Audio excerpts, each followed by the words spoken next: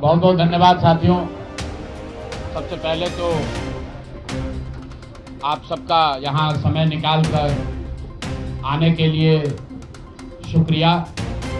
जिस दल को सिर्फ 3.5% वोट मिला है, उसकी प्रेस वार्ता में इतने प्रेस के साथी आए हैं, तो ये दिखाता है कि कुछ तो काम हम लोगों ने सही किया होगा।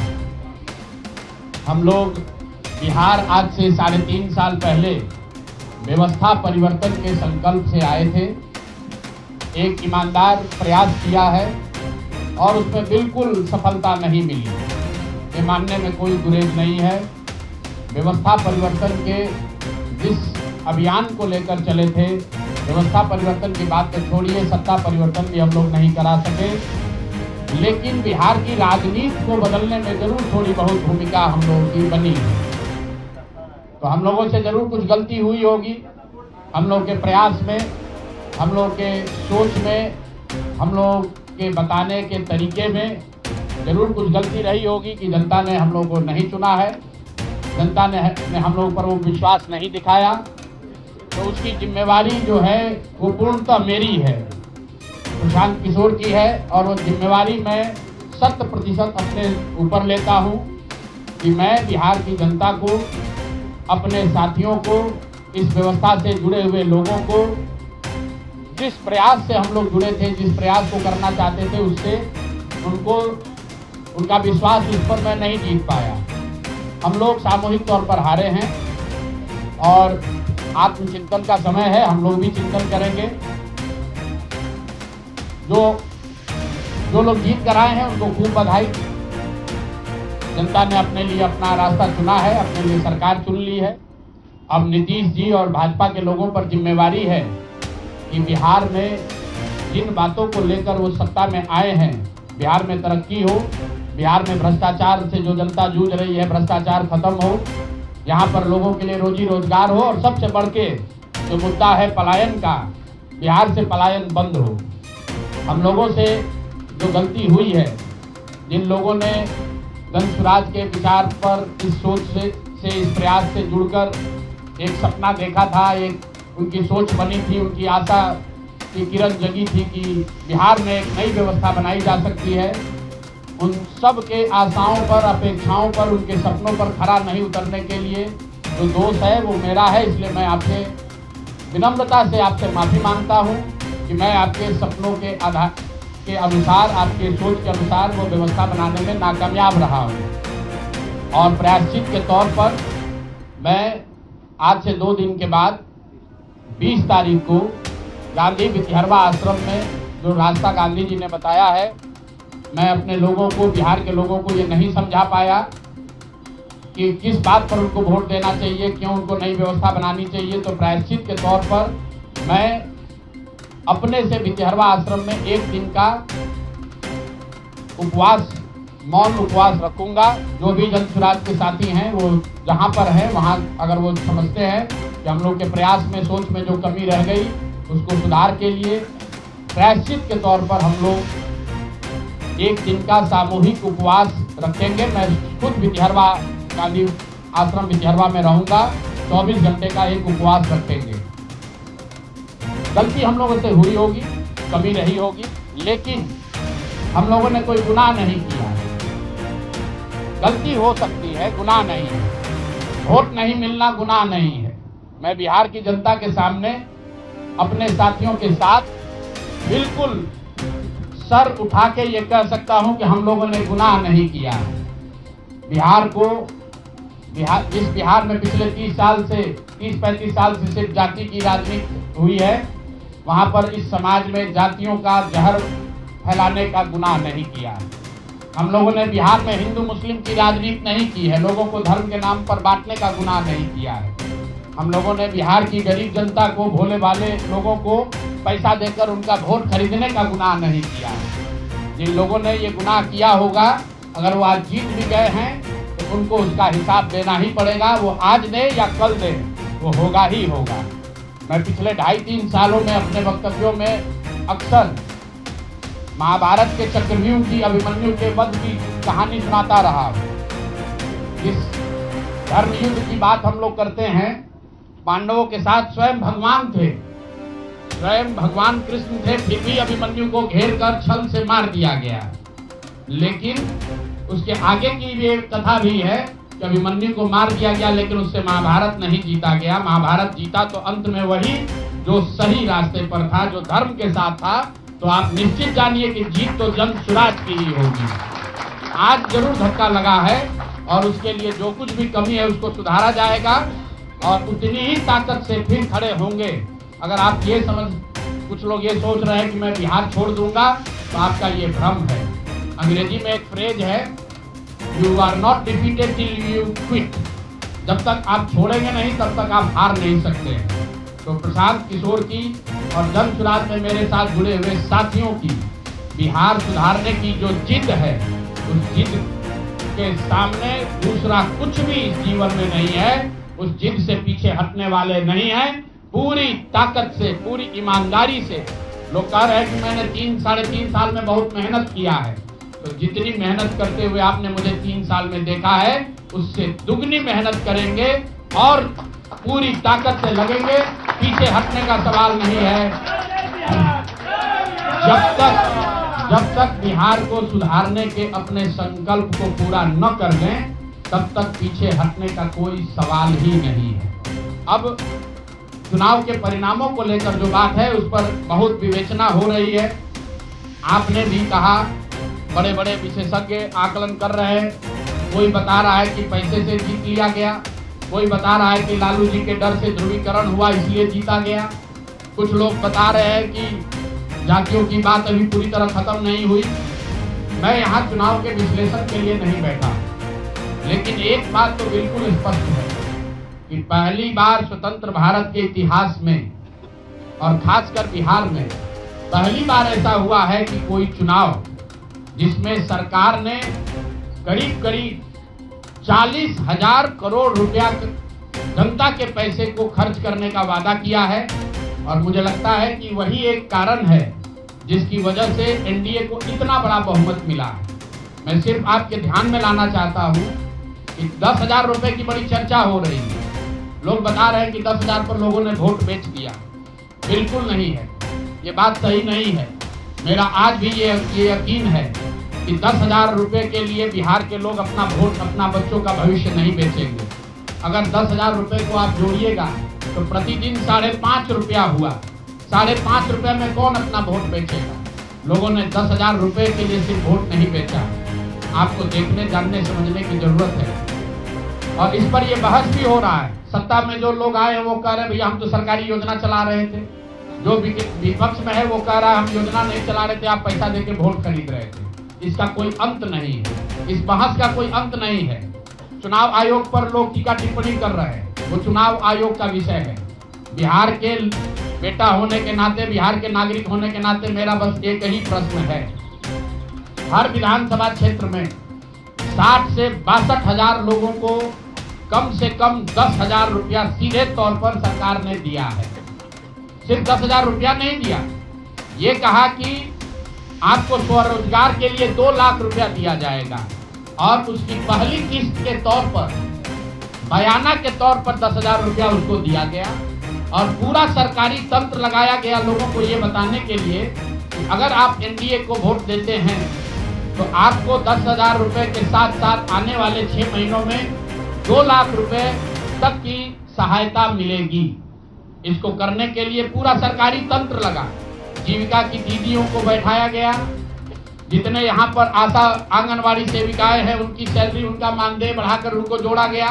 लोग कह रहे हैं भैया काडर कहाँ है? मेरे भाई 2 लाख लोगों को, आप ध्यान रखिए, सिर्फ 10,000 रुपए लोगों को नहीं दिया गया है।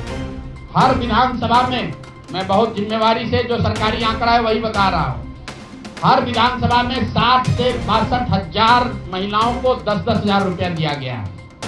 करीब 1 लाख आंगनवाड़ी सेविका, आशा वर्कर और ममता की से जुड़ी हुई महिलाओं को करीब सरकार ने 10,000 करोड़ रुपया अलग से दिया है।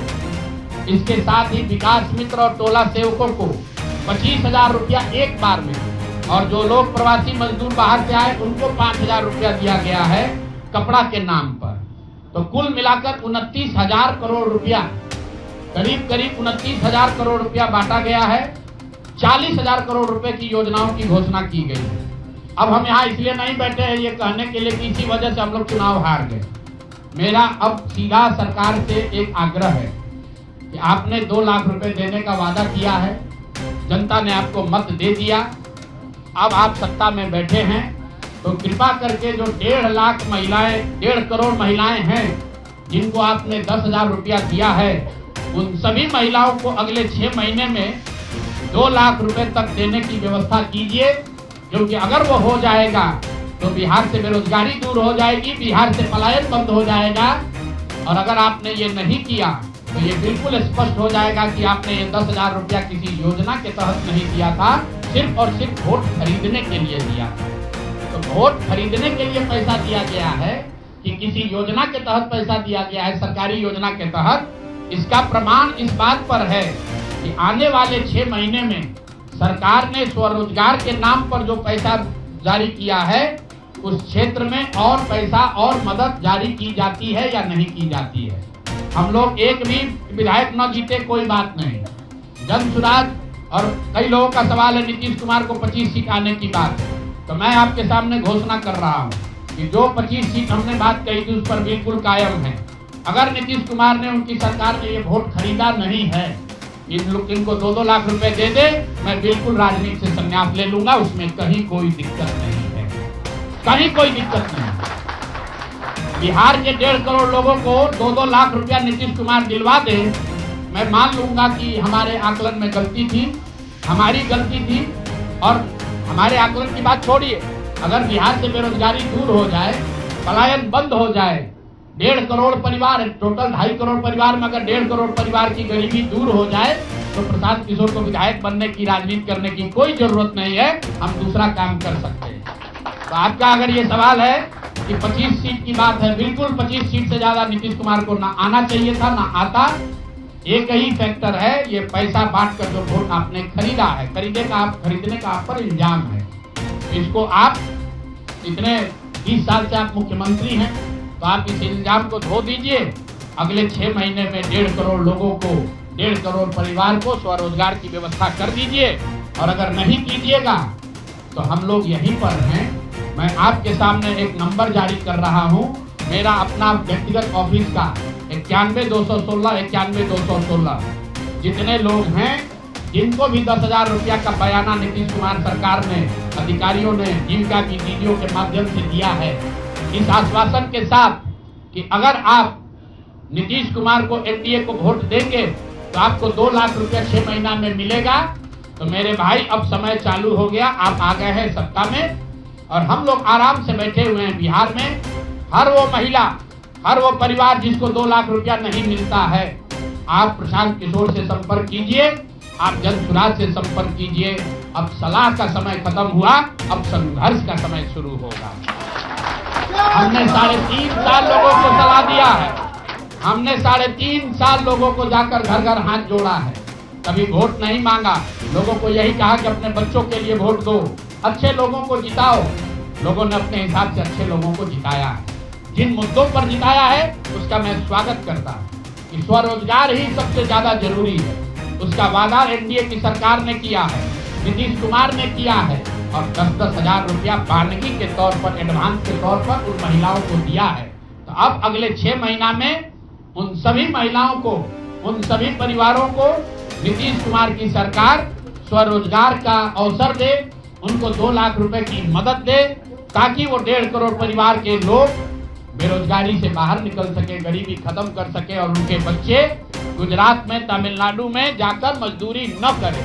और अगर ये नहीं होगा तो हम लोग तो विधानसभा में हैं नहीं।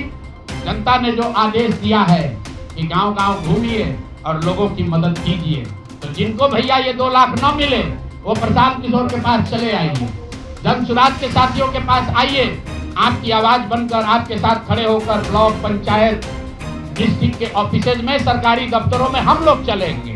जरूरत पड़ेगा नीतीश कुमार के पास चलेंगे, क्योंकि उन्होंने कहा है कि 10,000 रुपया बयाना ले लीजिए, जब मैं जीत कर आऊंगा आपको 2-2 लाख रुपए दूंगा, ताकि सब लोग अपने पैर पर खड़े हो जाएंगे। तो जन सुराज के लोग अब ब्लॉक में, और जिन लोगों ने, आपने सुना होगा सहारा में लोगों को कहा गया पैसा डबल हो जाएगा, सहारा के जिन लोगों ने एजेंट बनकर, समाज के कई लोगों ने सहारा में पैसा जमा कराया, सहारा वाले भाग गए तो लोग एजेंट को खोज रहे हैं।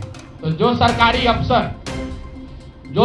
अफसर नेतागिरी कर जिन लोगों ने किया है, सरकार की ओर से आश्वासन दिया है कि हम लोग आपको रोजगार देंगे, 2 लाख रुपया देंगे, जो जिन जीविका की दीदियों ने एक एक महिला को जाकर समझाया है, बूथ पर बैठकर वोट दिलवाया है, सिंबल सिखाया है, क्रमांक संख्या बताया है, वो जीविका की दीदियों की जिम्मेवारी है कि जिनको आपने ये काम कराया है, जिनके बच्चों का भविष्य आपने 10,000 रुपया में आपने सौदा कराया है, उनको पैसा मिले। और अगर वो 2 लाख रुपया नहीं मिलेगा तो 6 महीने का समय है। 6 महीने के बाद हर वो व्यक्ति जिसको पैसा नहीं मिले उसके लिए जन सुराज का, प्रशांत किशोर का दरवाजा खुला हुआ है। आप आइए, हम लोग आपकी आवाज बनेंगे, आपके साथ खड़े होंगे। हम लोग विधायक सांसद नहीं है, लेकिन समाज में हमारी ताकत जो आवाज है, आपके आशीर्वाद से वो आवाज आपके साथ जोड़ेंगे और हर हालत में आपको ये 2 लाख रुपया मिले, इसकी लड़ाई को जारी रखेंगे। दूसरी बात जो कह के मैं खत्म करूंगा, चुनाव से पहले सरकार के भ्रष्टाचार को लेकर, भ्रष्टाचारी मंत्रियों को लेकर इसी जगह पर हम लोगों ने कई प्रेस कॉन्फ्रेंस किए हैं। नीतीश कुमार को कभी व्यक्तिगत तौर पर बेईमान नहीं बताया गया है, भ्रष्ट नहीं बताया गया है, लेकिन हम लोगों का ये मानना था कि नीतीश जी का स्वास्थ्य अच्छा नहीं है, अगल बगल के लोग लूट रहे हैं, चला रहे हैं। अभी परिणाम आए हैं, नीतीश जी को देखकर लग रहा है कि नीतीश जी बिल्कुल स्वस्थ दिख रहे हैं। तो अब मेरी उनसे अपेक्षा है कि 2 दिन के बाद अभी मंत्रिमंडल बनने वाला है। कल प्रधानमंत्री जी ने भी कहा है कि बहुत बड़ी जिम्मेवारी है, हम लोग इलेक्शन मोड में नहीं, इमोशनल मोड में हैं। तो उसी इमोशनल मोड में मेरी आपसे अपेक्षा है कि भारतीय जनता पार्टी की लीडरशिप और नीतीश कुमार एक ऐसा स्वच्छ मंत्रिमंडल बनाएं जिसमें कोई दागी मंत्री न हो, कोई भ्रष्टाचारी न हो। जनता ने आपको सरकार बनाने का मैंडेट दिया है, भ्रष्टाचार करने का, भ्रष्टाचारियों को सरकार में शामिल करने का मैंडेट नहीं दिया है, भ्रष्टाचार करने का मैंडेट नहीं दिया है, लूटने का मैंडेट नहीं दिया है। तो मैंडेट, बिल्कुल मैंडेट का सम्मान है। जनता लोकतंत्र है, जनता मालिक है, जनता ने जिनको सत्ता में बैठाया है वो सत्ता में बैठे, लेकिन सत्ता में बैठकर लूटने का मैंडेट जनता ने नहीं दिया है। तो मेरी अपेक्षा है कि नीतीश जी, माननीय प्रधानमंत्री मोदी जी, अमित शाह जी, जिन्होंने बिहार की जनता को ये बताया है कि हम आपका विकास करेंगे, आपके बच्चे अब गुजरात नहीं जाएंगे मजदूरी करने, तो भाई अब आपकी जिम्मेवारी है ऐसा मंत्रिमंडल बनाइए ताकि बिहार के लोगों का पलायन बंद हो, यहाँ से बेरोजगारी खत्म हो और जो पिछले 5 साल से लोग भ्रष्टाचार से जूझ रहे हैं वो आगे भ्रष्टाचार न हो। मेरी बात यहाँ खत्म हुई।